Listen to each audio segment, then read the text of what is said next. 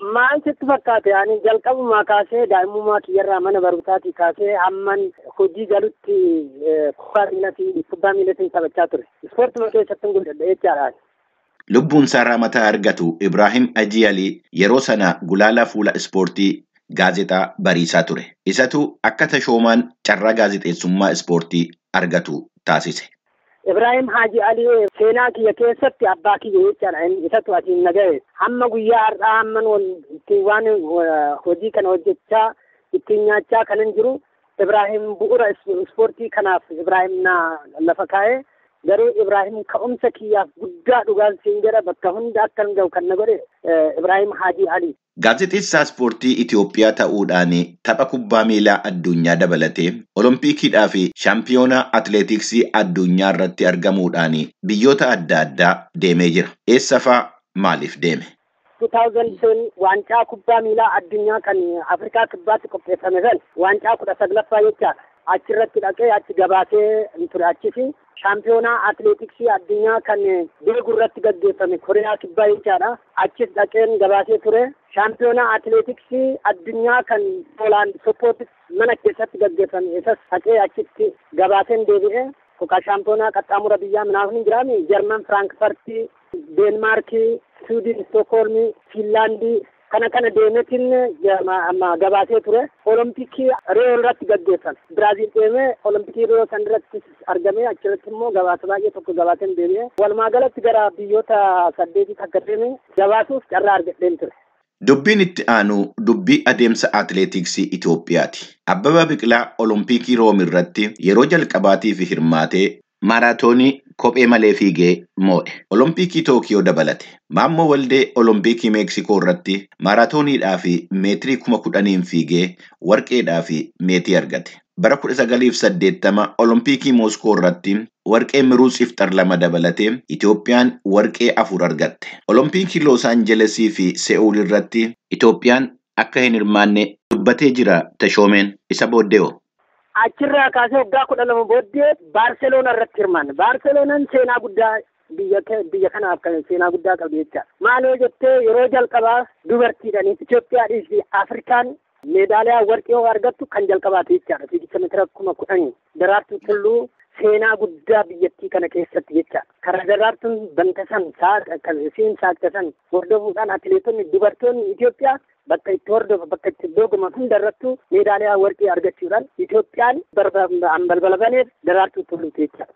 Itoophiyaan barana ji'a adoolessaa darbee fi hagayya kana keessa shaampiyoonaa atileetiksii addunyaa fi shaampiyoonaa dargaggootaa waggaa 20 gadii addunyaa irratti bu'ii gaarii galmeessitee jirti. Bu'iin ammaa kun isa duraatii wajjin wal bira qabamee akkamitti ilaalama?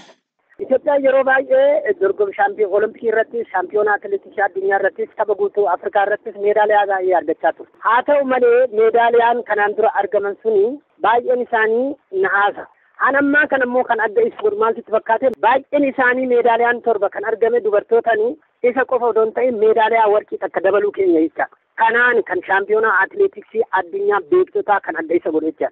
Shaampiyoonaa atileetiksii dargaggoota irratti immoo inni isa adda godhu maal sitti fakkaate meedaaliyaa 12 argachuun keenya inni kun kan yeroo jalqabaati jecha. Yeroo jalqabaa qofa odoo hin ta'in fiigicha gabaabaa keessumattuu fiigicha meetira 800 meedaaliyaan nu qabnu tapha guutuu Afrikaa kan Kaayiroo irratti adeemsisan qofa irratti meetii takka kan arganne yeroo san jecha. Zawudee Hayilamaariyaam kan jedhamtu isiidhaan meetirii 800 meedaaliyaa meetii takka arganne jecha. Efasii kaasnee yeroo baay'ee Mahammad Amaantu 800 jiran meedaaliyaa yeroo lama fidee shaampiyoonaa atileetiksii addunyaa irratti jechaadha. San booda 800 meedaaliyaa baay'ee arganneen beeku.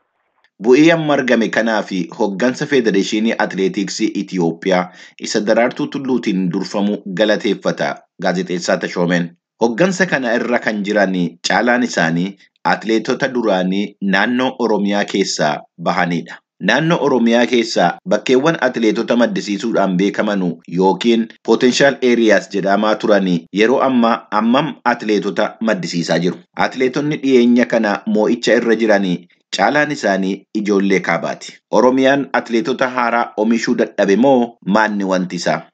Maalitti fakkaate Itoophiyaan olompikii ammayyaa irratti amma ammaatitti olompikii kubbaa irratti hirmaatte. Olompikii kana keessa meedaaliyaa 58 argatte.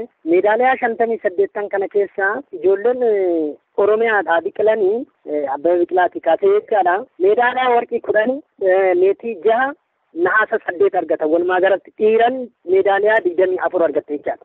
Federaartuun dhuftee immoo dubartootanii meedaaliyaa warqii 10, meetii 5 fi nahaasa 6 walumaa galatti meedaaliyaa 21 argatte. Ijoolleen naannawa kana dhufte jechaadha. Meedaaliyaa 58 kana keessa 45 ijoollee Oromootiin argamte jechaadha. Harki 95 ijoollee naannoo kana keessa dhufteen meedaaliyaan biyyattiin argatte. Sanbooda immoo shaampiyoonaa atileetiksii addunyaa irratti meedaaliyaa 95 argatte.